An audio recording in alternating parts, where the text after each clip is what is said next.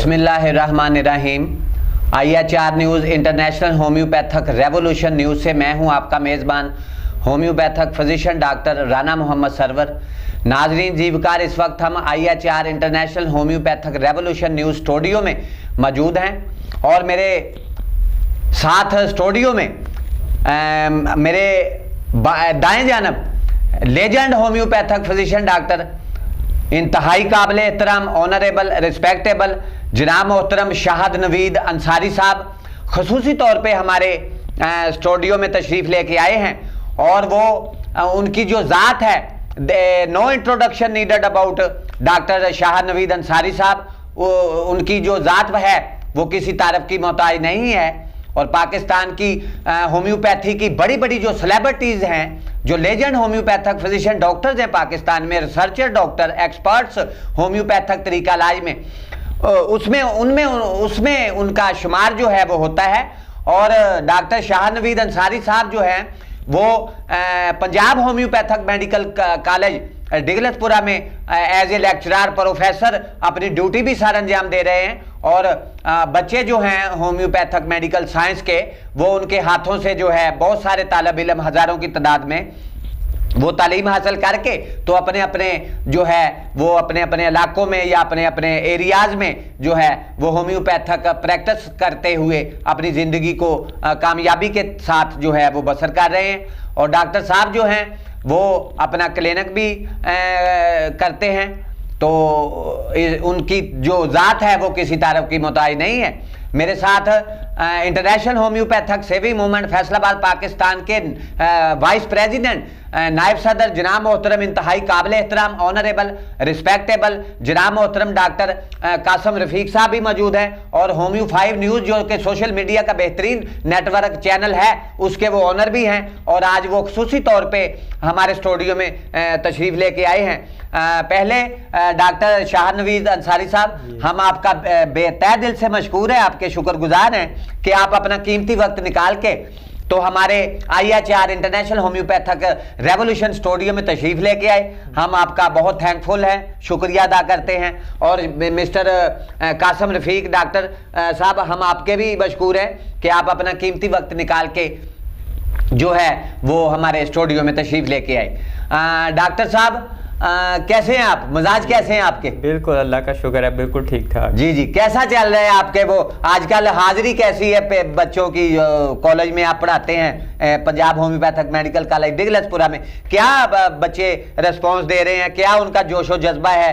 क्या जुनूनी बच्चे भी उनमें शामिल हैं कि हम बड़े हो के तो होम्योपैथी तरीका इलाज की तरफ आएंगे? जी बिल्कुल, माशाल्लाह हमारे कॉलेज की जो है वो हाज़िरी जो है बहुत अच्छी होती है। बच्चे दिलचस्पी के साथ पढ़ते हैं, आते हैं, अपनी क्लासेस को अटेंड करते हैं और जो है वो अपना होम्योपैथी में काफ़ी जो है दिलचस्पी रखते हैं, इंटरेस्टेड। जी बिल्कुल, काफ़ी इंटरेस्टेड होते हैं। नहीं, होनी भी चाहिए जी। होम्योपैथी तरीका इलाज जो है डॉक्टर साहब, आपको पता ही है कि दुनिया का बेहतरीन तरीका इलाज है। बिल्कुल, और बेज़रत तरीका इलाज है, बेज़रत तरीका इलाज है। और इनकी जो अद्वियात हैं वो तीर बा हदफ और जोद असर हैं।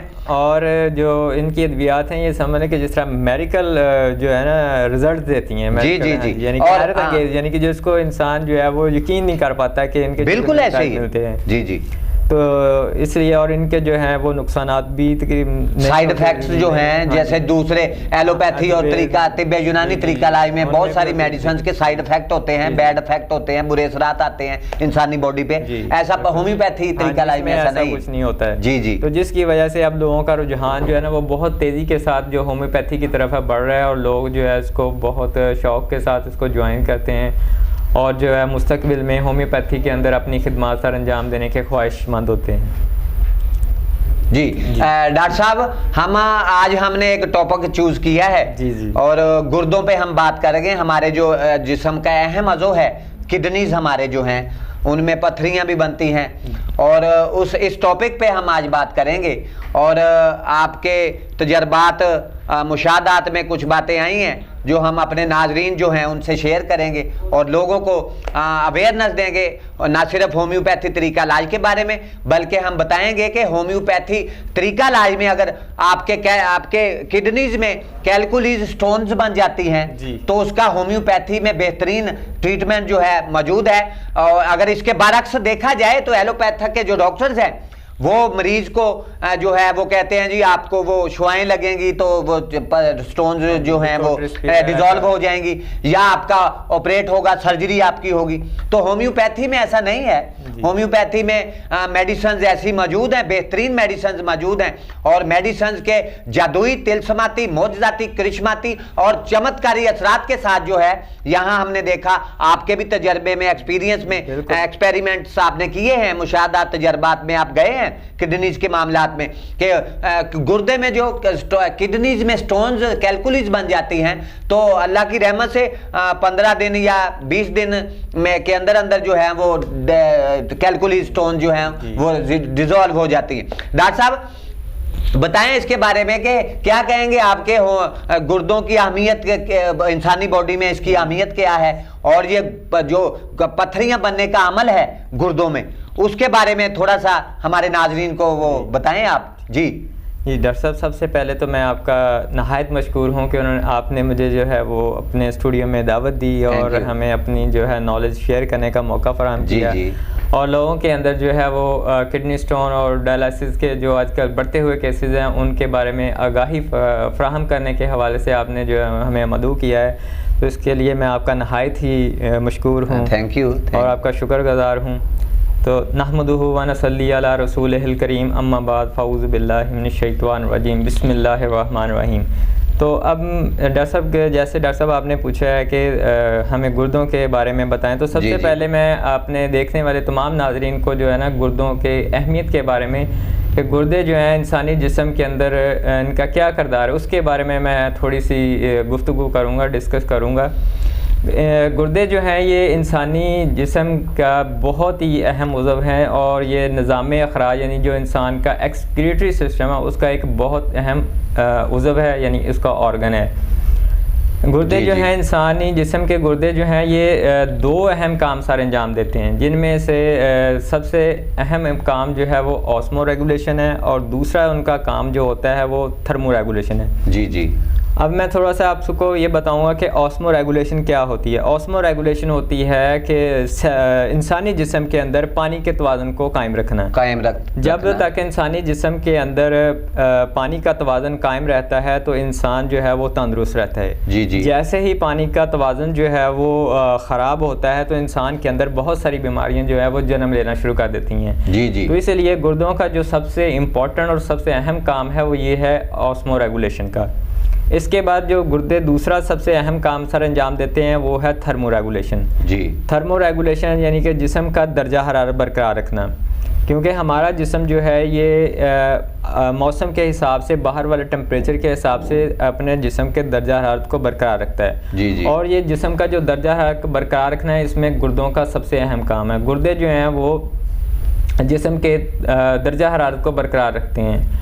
और इसके बाद जो गुर्दों का अहम फंक्शन है वो खून को साफ़ करना है, यानी कि खून के अंदर जितने भी जहरीले मादे होते हैं जो हम खुराक खाते हैं उसका मेटाबॉलिज्म का अमल होता है, वो मेटाबॉलिज्म के नतीजे में बहुत सारे नाइट्रोजनी वेस्ट मटेरियल पैदा होते हैं, वो खून के अंदर चले जाते हैं, और भी बहुत सारे फासिद मादे जो हैं वो खून में शामिल होते हैं। जी जी।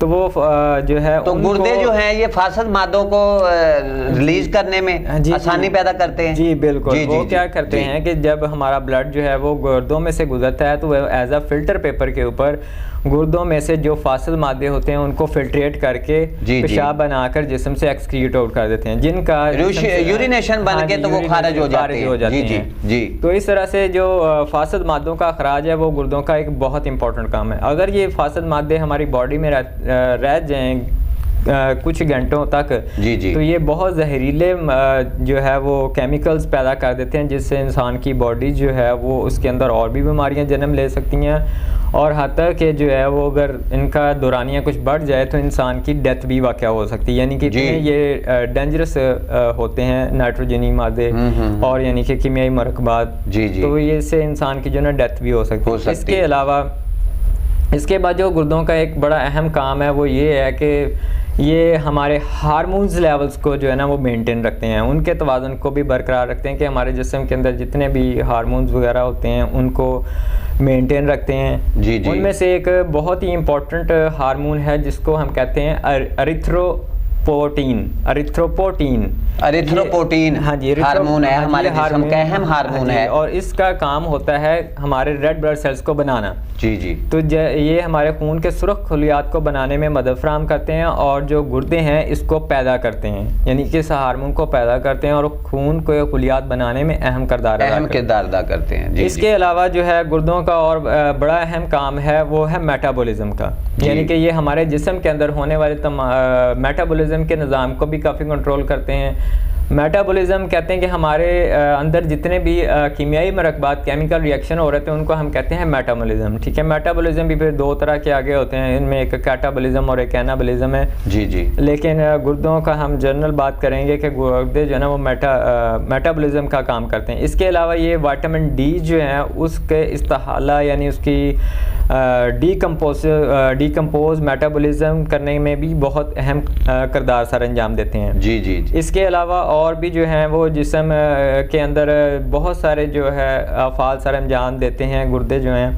तो इस तरह से गुर्दे जो हैं ये इंसानी जिस्म के बहुत ही अहम ऑर्गन होता है, जो कि इंसानी जिस्म के अंदर तमाम होने वाले ये जितने भी मैंने बातें ऊपर बताई उनको जो है मेंटेन रखते हैं। जी जी। डॉक्टर साहब ने नाज़रीन जीविका डॉक्टर साहब ने तफसील के साथ डिटेल के साथ आपको बताया है कि गुर्दे हमारे जिस्म इंसानी बॉडी का जो है वो बहुत ही अहम ऑर्गन है, इम्पोर्टेंट ऑर्गन है, और इसमें अगर ख़राबी पैदा हो जाए गुर्दों में तो इंसान जो है वो तरह तरह की बीमारियों में मुब्तला हो सकता है, और बाज़ औक़ात तो इंसान की डेथ भी हो सकती है। तो इसके साथ ही नाज़रीन जीवकार थोड़ा छोटा सा शॉर्ट ब्रेक लेते हैं, आगे फिर डॉक्टर प्रोफेसर शाहिद नवीद अंसारी साहब से गुफ्तगू का जो सिलसिला है गुर्दों के बारे में जो हम बात कर रहे हैं उसके बारे में तफसील के साथ जो है डिटेल के साथ हम बात करेंगे। छोटा सा ब्रेक, शॉर्ट ब्रेक। जीवकार आफ्टर ए शॉर्ट ब्रेक हम आपकी खिदमत पे हाजिर हैं, और Punjab homeopathic medical college Douglaspura Faisalabad से आए हुए हमारे मेहमान डॉक्टर प्रोफेसर जनाब मोहतरम शाहिद नवीद अंसारी साहब आपसे गुफ्तगू कर रहे हैं गुर्दों के बारे में, किडनीज हमारे जो हैं उनके बारे में। और डॉक्टर साहब आप थोड़ा सा पहले तो आपने गुर्दों की अहमियत के बारे में बताया, और जो इंसानी बॉडी में ये गुर्दे जो हैं अहम किरदार अदा करते हैं। इसके बाद डॉक्टर साहब वो किडनी जो हैं हमारे उनकी जो अनाटमी है, फिजियोलॉजी है, उसके बारे में ज़रा बताएं कि इसकी साख्त के बारे में, गुर्दों की साख्त के बारे में हमें नाजरीन को पता चले कि गुर्दे इंसानी बॉडी की किस जगह पे जो है ये होते हैं और इनका वज़न कितना होता है और ये क्या क्या काम जो है वो सर अंजाम देते हैं। जी डॉक्टर साहब। जी, अब मैं आपको वो गुर्दों की अनाटमी और फिजियोलॉजी के बारे में थोड़ा सा बताऊंगा कि इनका ये जिस्म के अंदर किस मुकाम पर होते हैं और इनकी जो ज़ाहरी जो शक्ल सूरत है वो किस तरह की होती है और इनकी स्ट्रक्चर क्या होती है, थोड़ी सी इसके बारे में बताऊंगा। तो गुर्दे जो हैं ये इंसानी जिस्म की रीढ़ की हड्डी के अतराफ़ में डायफ्राम के नीचे पाए जाते हैं। जी जी। डायफ्राम कहते हैं ये जो पसलियों का जो वो कहते हैं कि जी कमर की दीवार के साथ ही कुछ ये पड़े होते हैं, इधर कमर की जो रीढ़ की हड्डी है डायफ्राम के नीचे, हाँ जी, डायफ्राम के नीचे जो है होते हैं किडनीज पड़े होते हैं, और ये मखसूस किस्म की बाफ्तों से और चर्बी से और मखसूस किस्म की जो अज़लात से ये ढके हुए होते हैं, प्रोटेक्टेड होते हैं, यानी कि हिफाजत से ये पड़े होते हैं, यानी कि उनकी अल्लाह ताला ने एक ऐसा उनकी हिफाजत के लिए निज़ाम बनाया हुआ है पसलियों का, वो पसलियों के नीचे जो है वो महफूज होते हैं। जी जी। कि अगर खुदा ना खासा बंदे का कोई एक्सीडेंट वगैरह हो जाए या चोट लग जाए तो जो गुर्दे हैं वो इंसान के महफूज रह सकें। तो ये पसलियों के नीचे जो हैं ये महफूज होते हैं, और इनके ऊपर भी जो है वो एक मजबूत किस्म के उज़लात होते हैं, बाफ्तें होती हैं, उनकी एक तय चढ़ी हुई होती है, जिसकी वजह से ये बहुत महफूज तरीके से हमारे जिस्म के अंदर पड़े होते हैं। तो जो दायां गुर्दे जो हैं ये इंसानी जिस्म में T12 से L3 तक जो है जो पोजीशन मकाम बनता है वहाँ पर ये पड़े होते हैं। जो हमारा रीढ़ की हड्डी यानी T12 है और उससे लेकर जो L3 जो है पोजीशन वहाँ तक इनकी पोजीशन बनती है। और वो जो ऊपर वाले T12 और L3, हाँ जी L3, ये जो जी मोरे होते हैं, मोरे होते हैं रीढ़ की हड्डी के, हाँ जी, उनके नंबरिंग होती है। तो ये उस मकाम पे यानी कि इनकी जो एक्यूरेट पोजीशन है वो यहाँ पे होती है, यहीं पे होती है। तो इससे आप जो है वो अंदाज़ा कर सकते हैं। अगर किसी का फिजिकल मुआयना करना है पेशेंट का, तो आप जो है आसानी के साथ इस पोजीशन को देख के उसकी निशानदेही कर सकते हैं कि गुर्दे का ये मकाम है। और ये जो है इस गुर्दों का जो ऊपर वाला हिस्सा है जहाँ से ये शुरू होते हैं, वो 11वीं और 12वीं पसली जो इंसान की है, वहाँ ये जो ऊपर वाला हिस्सा है वो 11वीं पसली से शुरू होता है। जी। इनके जो 11वीं और 12वीं पसली है, जो उसका ऊपर वाला तय होती है वो 11वीं और 12वीं पसली होती है जी।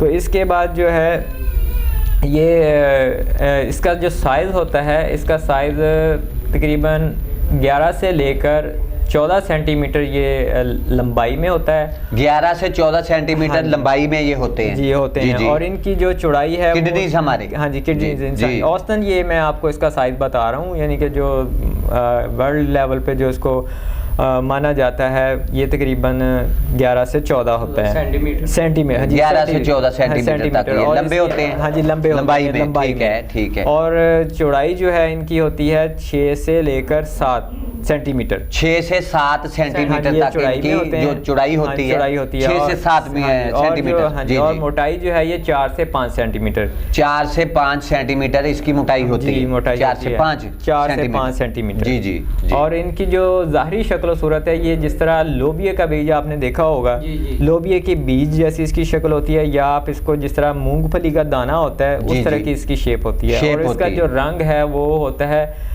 डार्क ब्राउन सा कलर, इसका डार्क ब्राउन कलर में ये होते हैं, इसका कलर होता है। जी। और इसका जो वजन है ये मर्दों और औरतों में इसके वजन का थोड़ा सा मुख्तलिफ है जी। मर्दों में इसके जो वजन है वो होता है तकरीबन 125 ग्राम से लेकर 175 ग्राम, 25 ग्राम से लेके 125 ग्राम से लेकर 175 ग्राम, 175 ग्राम तक इसका मर्दों में। और औरतों के अंदर इसका वजन होता है 115 ग्राम से लेकर 155 ग्राम तक, 155 ग्राम तक। यानी ख्वातीन के जो गुर्दे किडनीज होते हैं वो जरा थोड़ा उनका छोटे होते हैं और थोड़ा सा वजन भी कम होता है जी। और गुर्दों के बाहर एक तय चर्बी की चढ़ी होती है जिसे हम कहते हैं एडिपोज टिश्यूज, एडिपोज टिश्यूज, जो चर्बी की तय होती है गुर्दों के ऊपर, जो उसको महफूज करती है। और इस जो तय को एक दूसरा भी नाम हम आमतौर पर यूज़ करते हैं जिसे कहते हैं renal fat pad, fat pad, हाँ जी, रेनल फैट पैड। नाज़रीन इसको नोट करें अल्फाज को, फैट पैड। ये जहाँ से गुर्दों के अंदर वेन्स बाहर निकलती हैं ना या एंटर होती हैं, उस मुकाम पे आपने अक्सर देखा होगा गुर्दा अगर किसी जानवर वगैरह का, तो उसमें वो वहाँ पे एक चर्बी की तय चढ़ी होती है, उसको हम बोलते हैं। ये क्या करती है कि उसके अंदर मुख्तलिफ किस्म के हार्मोन या उसके अफ़ाल को सर अंजाम देने में बहुत अहमियत रखती है जी, अहमियत रखती है। जो अभी मैंने जिसका बताया रेनल फैट पैड का, तो ये उसके अफ़ाल को रेगुलेट करने में और उनके अफ़ाल को प्रॉपर तरीके से सर अंजाम देने में जो है ना बहुत अहम किरदार अदा करती है। ठीक है, तो ये थोड़ी सी मैंने आपको जो है अनाटमी और फिजियोलॉजी के बारे में बताया। जी डॉक्टर साहब, गुफ्तगू हमारी जारी रहेगी। नाजरीन, यहाँ हम एक छोटा सा ब्रेक लेंगे, ब्रेक के बाद आपसे दोबारा मुखातब होंगे। आफ्टर ए शार्ट ब्रेक नाजरीन जीवकार हम आपकी खिदमत पे हाजिर हैं और हमारे साथ हमारे सवालात के जवाबात देने के लिए homeopathic physician doctor professor doctor जनाब मोहतरम शाह नवीद अंसारी साहब मौजूद हैं।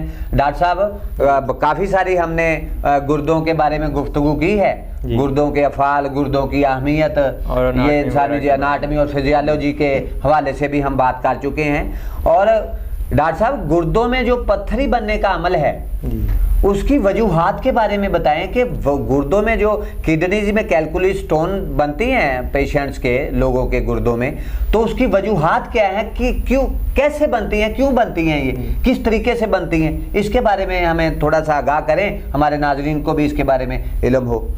तो जी नाज़रीन, अब हम बात करेंगे कि गुर्दों में पत्थरियाँ बनने की क्या क्या वजूहात होती हैं। वैसे तो ये बहुत ज़्यादा इसकी वजूहात होती हैं, लेकिन इनमें से जो चंद अहम वजूहात या जो बड़ी वजूहात हैं उनके बारे में हम अभी अपने प्रोग्राम में डिस्कस करेंगे। तो गुर्दों के अंदर जो यूरिनरी ट्रैक होता है यानी निज़ाम अखराज का जो पूरा रास्ता होता है, उसमें किसी भी जगह पर अगर ख़राबी आ जाए तो गुर्दों में पथरी बनने का सबब पैदा हो जाता है। जी जी। यानी कि जो यूरिनरी ट्रैक होता है गुर्दों से लेकर यूरेथ्रा के एंड तक तमाम रास्ते में अगर किसी भी जगह पर कोई भी रुकावट आ जाए या उसमें कोई ख़राबी पैदा हो जाए तो जो है वो गुर्दों में पथरी बनने का अमल जो है ना वो शुरू हो सकता है। तो गुर्दों में जो पथरी बनने की वजूहात होती हैं, दो बड़ी वजूहात हैं। एक वजह होती है जिसको हम कहते हैं हाइपोकैल्सीमिया, ठीक है जी, हाइपोकैल्सीमिया। हाँ जी, हाइपोकैल्सीमिया। और दूसरी बड़ी वजह इनकी बनती है हाइपोऑक्सिलरिया। हाइपोऑक्सिलरिया, हाँ जी, हाइपोऑक्सिलरिया। हाँ जी जी। तो हाइपोकैल्सिया में जो है वो कैल्शियम के से जितनी भी बनने वाली पथरियाँ होती हैं वो इसके अंदर शामिल होती हैं जी। और दूसरी वजूहात, अगर खून के अंदर कैल्शियम ऑक्सालेट की मिकदार ज़्यादा हो जाए, कीमियाई मरकबात है कैल्शियम ऑक्सालेट, अगर उसकी खून के अंदर मिकदार ज़्यादा हो जाए तो फिर उसके नतीजे में जो पथरियाँ बनती हैं वो सारी जो हैं वो हम कहते हैं उनको हाइपोऑक्सिलरिया यानी कि ऑक्सालेट की जो बनती हैं। जी जी। तो इसके अलावा जो है कैल्शियम की बनती हैं, ऑक्सालेट की बनती हैं। एक अकेली दो अक़साम है, दो अक़साम है, एक है कैल्शियम से बनी और एक कैल्शियम ऑक्सालेट से ऑक्सालेट। जी जी। और ज़्यादातर पथरियों की तादाद जो होती है वो आमतौर पर कैल्शियम की होती हैं, कैल्शियम से बनने वाली पथरियाँ होती हैं, इनकी तादाद ज़्यादा होती है, इनकी तादाद ज़्यादा होती है। और इसके अलावा भी बहुत सारी वजूहात हैं जो कि हम वक़्त की कमी को मलहूज़े खातिर रखते हुए इनमें से जो चंद अहम बातें हैं ना वो यहाँ पे अपने प्रोग्राम में ताकि नाज़रीन का भी वक्त बचे, हमारा भी। हाँ जी। तो उनमें इसके बाद जो है इसमें दूसरी वजह बनती है मारूसी इंतकाल भी इनकी वजह बनती है। इसके बाद माइलोमा भी इनकी वजह बनती है। माइलोमा एक बीमारी होती है जिसे हम हड्डियों का गोमर या हड्डियों का फोड़ा भी कह देते हैं, इनकी वजह माइलोमा। जी जी। माइलोमा की वजह बनती है। सार्कोआइडोसिस जो है उनकी वजह से भी बन सकता है। गोइटर की वजह से अगर खून के अंदर कैल्शियम की मिकदार बढ़ जाए तो तब भी हो सकती हैं गुर्दों के अंदर पथरियां बन। गाइटर ये जो घीगा बन जाता है, ये घीगा जो बन जाता है उसकी वजह से, जी जी, उसकी वजह से भी जो है गुर्दों की पथरियां हो सकती हैं। गिलड़ भी इसे कहते हैं। हाँ जी, गिलड़ भी कहते हैं जी। इसके अलावा हमारी जो हम अपनी रोज़मर्रा की खुराक खाते हैं अगर उसके अंदर विटामिन ए की कमी हो जाए तो उसकी वजह से भी बन सकती हैं, गुर्दों में किडनी में स्टोन बन सकती हैं। बिल्कुल। और इसके अलावा जो है अगर सब्ज़ पत्तों जो सब्जियां जिनके सब्ज़ पत्ते होते हैं उनका अगर बाकसरत इस्तेमाल किया जाए तो उनसे जो है भी पथरियां बनने का ख़दशा होता है। इसके अलावा जो बाकसरत चावलों का इस्तेमाल है उससे भी पथरियां बन सकती हैं गुर्दों के अंदर। जी जी। अच्छा, चावल जो है हमारी जो पाकिस्तानी कौम है ये चावल की बड़ी शौकीन है, तो चावल भी वजह बन सकते हैं अगर आप ज़्यादा ले रहे हैं, कसरत के साथ लेंगे। अगर एतदाल के साथ करेंगे तो फिर इनका नुकसान नहीं होगा। अगर एतदाल के साथ आप उनको लेंगे, अगर ज़्यादा ओवर ईटिंग करते हैं, चावल ही खा रहे हैं, चावल खा रहे हैं जो है उसके नुकसान जो है हो सकते हैं। जी जी। और इसके अलावा जो है विटामिन डी और कैल्शियम का ज़रूरत से ज़्यादा इस्तेमाल, ये भी सबसे बड़ी वजह है। जी जी। मिसाल के तौर पर कुछ लोग जो है कैल्शियम की कमी को पूरा करने के लिए कैल्शियम की एलोपैथिक डोज ज़्यादा खत लेते हैं, विटामिन डी को पूरा करने की टिक्कियां जो है पीते हैं, उनका जो है कसरत से इस्तेमाल वो भी अहम वजह बनता है गुर्दों की पथरियों का। डॉक्टर साहब, एलोपैथी मेडिसिन जो हैं उनके इस्तेमाल की वजह से, ज़्यादा इस्तेमाल की वजह से भी ये पथरियां बनने का मतलब शुरू हो सकता है हमारे इंसानी गुर्दों में। जी, मैं आपकी इस बात से बिल्कुल इत्तेफाक करता हूँ कि जो एलोपैथिक मेडिसिन उनका बाकसरत इस्तेमाल है वो भी बहुत सारी वजूहात बनते हैं। उनमें एक मैं अभी आपको जब इनकी टाइप्स बताऊंगा उसमें एक पथरियों की किस्म है जो कि सिर्फ अद्वियात के ज़्यादा इस्तेमाल से ही बनती है। इस बात का नाजरीन को पता होना चाहिए। और ये बड़ा अहम पॉइंट है यहाँ नाजरीन जीवकार कि दुनिया भर के जो लोग हैं उनको अब समझ लेना चाहिए, इस बात को अपने जहन नशीन कर लेना चाहिए कि अद्वियात के बद असरात की वजह से एलोपैथी मेडिसिन में और हकीम हजरात की मेडिसिन के बद असरात की वजह से आप तरह तरह की बीमारियों में मुब्तला भी हो सकते हैं और आपको ज़्यादा मेडिसिन लेने की वजह से आपके गुर्दों में, आपके पित्ते में, गाल ब्लैडर में पथरियां जन्म ले सकती हैं। तो डॉक्टर साहब आप इत्तेफाक करते हैं और बहुत बहुत सारे जो बिल्कुल, हमारे हाँ जी, एक्सपर्ट्स ऐसे बिल्कुल, हैं, हाँ जी, माहिरीन है जी, होम्योपैथी जी, मैं के, आपके- उन्होंने इस बात की निशानदी की है जी। कि जो है गुर्दों में और पित्ते में जो पथरियां बनने का अमल है वो मेडिसिन के बाद असरात की वजह से, एलोपैथी बिल्कुल, मेडिसिन और बिल्कुल, हाँ। तिब्बे यूनानी में जो मेडिसिन लेते हैं लोग, उनके बाद असरात की वजह से भी गुर्दों और पित्तों में पथरियां बनने का अमल शुरू हो सकता है। जी जी बिल्कुल हो सकता है, क्योंकि जी, वो जी। केमिकल्स होते हैं, जब वो हमारी बॉडी में उनकी तादाद अक्सर ज़्यादा हो जाती है तो जिसके नतीजे में वो ना गुर्दों के ऊपर अपने बुरे असरात छोड़ते हैं और गुर्दों के जो फंक्शंस हैं वो डिस्टर्ब होते हैं और फिर जी, जी। पथरियां बनने का सबब बन जाती हैं। बन सकते इसके हैं। अलावा जो है जो उम्र रसीदा लोग हैं उनके अंदर अगर प्रोस्टेट का बढ़ जाए 60 एज हाँ जी या 70 एज के तो लोग, उनके अगर प्रोस्टेट ग्लैंड बढ़ जाएं तो वो भी गुर्दों के अंदर पथरियां बनने का सबब बन सकते हैं।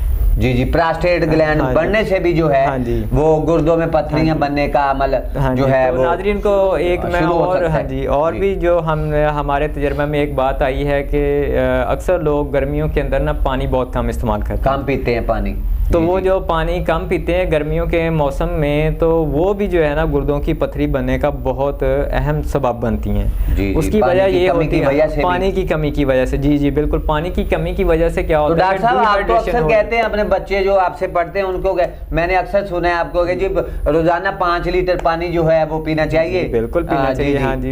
एक हर नॉर्मल इंसान को, सेहतमंद को रोजाना 8 से 10 गिलास पानी जो है रोजाना पीना चाहिए। चाहिए तो ये उन्हें। अभी मैं जी आपको बता रहा था कि डिहाइड्रेशन की वजह से भी गुर्दों में पथरियां हो सकती हैं। उनकी पानी वजह की कमी की पानी वजह से उसमें डिहाइड्रेशन। क्या होता है जी, कि जी।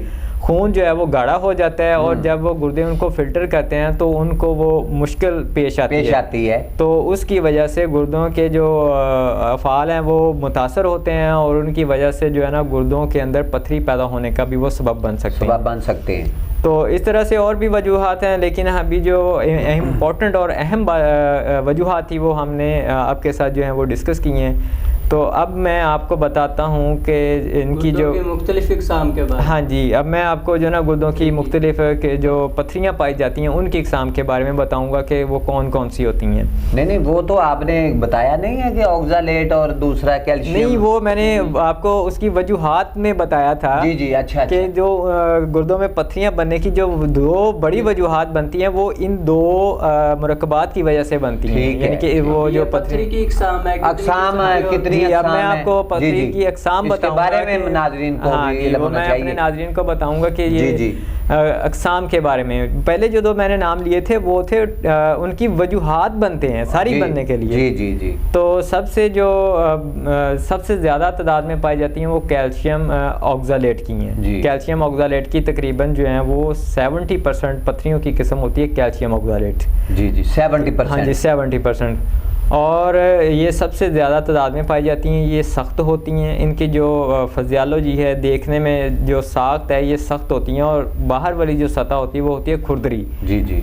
और ये जो है बाज़ दफ़ा देखा गया है कि हाँ गुर्दों में या पेशाब की नालियों हाँ, में, मसाने में वो पथरी जो है वो फंस गई है, जी। तो बड़ा मुश्किल पेश आती है पेशेंट को। तो ये जी। जो पथरियाँ हैं ये गुर्दों के अंदर आमतौर पर फंसी रहती हैं, मुश्किल से। Calcium oxalate. हाँ जी, कैल्शियम ऑक्सालेट, और मुश्किल से बाहर आती हैं। जी जी। जब ये फंसी रहती हैं तो ये क्या करती हैं, गुर्दों की जो अंदर वाली दीवारें होती हैं ना उनको ज़ख्मी कर देती हैं। जी। तो ज़ख्मी करने की वजह से गुर्दों के अंदर जो है इन्फेक्शन पैदा हो जाता है और इन्फेक्शन होने से जो है वो बाज़ दफ़ा डॉक्टर साहब पेशेंट्स के जो यूरिन आता है जी, पेशाब जी, में तो बिल्कुल ब्लड आना शुरू हो जाता है, जिससे वो काफ़ी परेशान हो जाते हैं पेशेंट। यही वजह बनती है। ये जो टाइप है ना कैल्शियम ऑक्सालेट की, इनकी वो ये उनके अंदर इनके खुरदरापन की वजह से वो जो अंदर है वाली दीवारें जो हैं वो उसको जख्मी कर देती हैं और खून, पेशाब के अंदर ना खून आना शुरू हो जाता है, तो जिससे मरीज की तकलीफ में इजाफा थोड़ा सा हो जाता है, परेशानी का सामना करना पड़ता है। जी बिल्कुल। इसके बाद जो दूसरी बड़ी किस्म है गुर्दों की पथरियों की वो होती है कैल्शियम फास्फेट। ये तकरीबन 15% इनकी परसेंटेज जो है 15% होती है और ये पथरियाँ जो हैं ये आलमोस्ट सफ़ेद रंग की होती है। इनकी जो यानी कैल्शियम ऑक्सालेट की 70% बनती है। हाँ जी, गुर्दों में। हाँ जी। और ये कैल्शियम फास्फेट जो है ये 15% जो है 15% जो है 15% ये बनती हैं जी। और ये बनती हैं नमकियात के ज़्यादा इस्तेमाल से। यानी कि इनकी जो बनने की मेन वजह होती है कि जब हम अपनी खुराक में नमकियात का इस्तेमाल ज़्यादा करते हैं ना, नमकीन चीज़ें ज्यादा नमकीन खाते चीज़ें हैं, ज़्यादा खाते हैं, चटपटी, जी मसालादार, जी, उनकी वजह से जी, जो है ये बनती हैं। इसके बाद